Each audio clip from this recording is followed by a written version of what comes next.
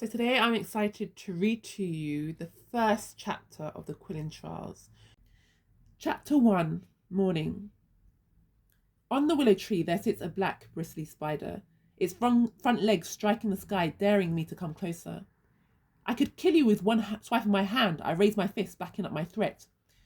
Willow, who are you talking to? My mother's voice rings from under the dry line. Covering my eyes from the aggressive sun, I peer back at her. Anansi wants to bite me, I inform her. My child, what are you talking about?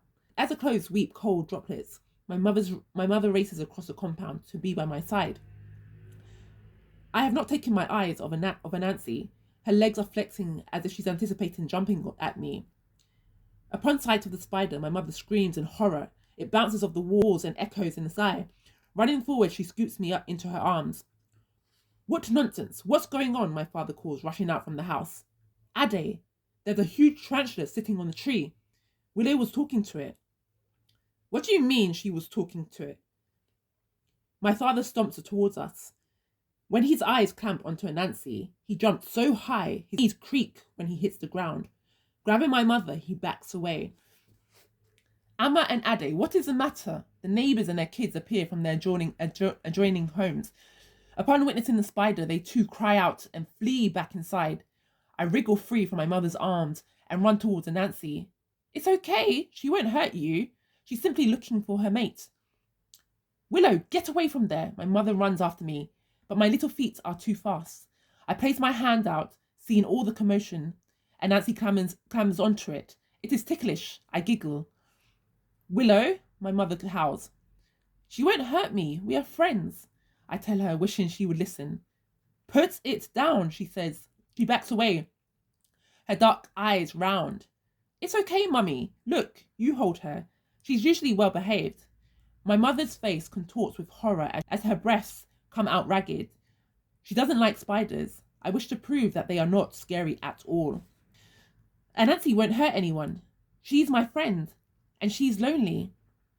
I splay in my palms, offering her to my mother. She looks at me, perplexed, a scream trapped in her throat. A hand clutches at her chest. Her face slackens. Her eyes roll back in her head, and she falls to the floor. I run to her, but my father shoves me back. Get away from here, he cries, bending to assess her. Anansi senses something wrong because she crawls along my short arms and goes to rest on my shoulder. You stupid brat, my father shouts. You know she doesn't like spiders. Shaking Amma to no avail. But Anansi is different. She's my friend, I say. His anger reverberates through me. My stomach clenches and the tears well in my eyes. Amma, my dad calls to his wife. Amma, wake up. But she's not responding.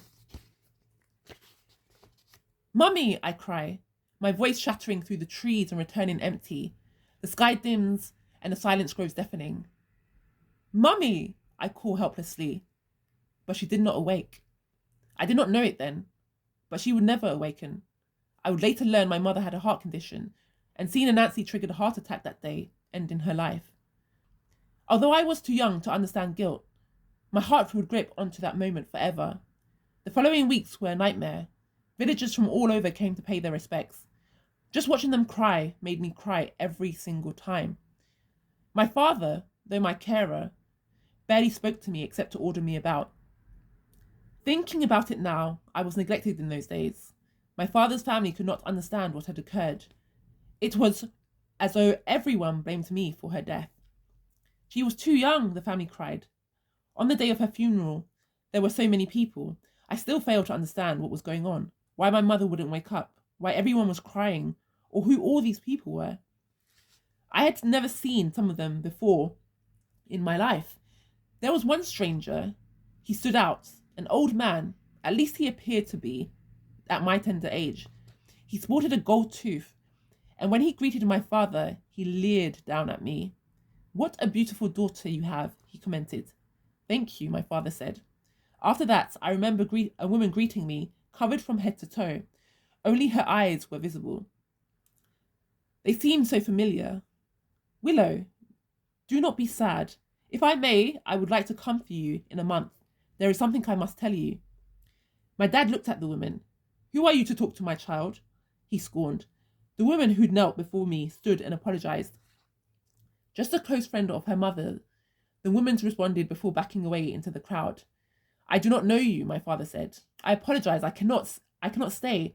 May I come back and visit you in a month? Her eyes did not leave mine. You may, but I may not receive you. My father was cold to this woman, and I wondered why. Well then, we shall see in a month. The woman said, How odd. I did not see her again after that. There was food, music, dancing, crying, consoling. It proved all too much for me. I slept most of the day away, prodded and poked by the family and strangers who introduced themselves as aunties and uncles. Exactly 2 weeks later, my father remarried, a young girl from the outskirts of our village. My father introduced her as Patience, your new mother. Instantly, I did not like her. I did not like the way she gawped at our house, as if she had just won a herd of cows. I did not like the way she pushed me aside as she went to examine my mother's room, with her jewels, clothes, and things. I did not like the sound I would hear coming from my father's bedroom at night.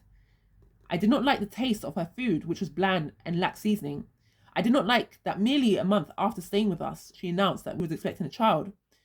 Willow, you are going to be a big sister. You better learn to behave yourself. I don't want any more of your weird behaviour. You had better stop taking in stray creatures, you hear? Yes, Daddy, I said. But he did not know. I could not help it. The creatures came to me. I did not go to them. Now, that's not the full chapter. There's a few more pages, but I wanted to just give you an introduction to the story. So that is the Quillin Trials that is out now. And I'll have a video coming out assessing how the book is performing at the moment. So, yeah. So that's the story. Again, if you do decide to, if you want to grab a copy of this book, please let me know in the comments, because my sales are not reporting some of the activity that's happening, some of the orders that I'm getting. So yeah, I just want to know so that I can just check and make sure that Amazon is reporting the sales that I'm getting on my book. But anyway, that's the Quillin Trials. I'll speak to you later. Take care. Bye.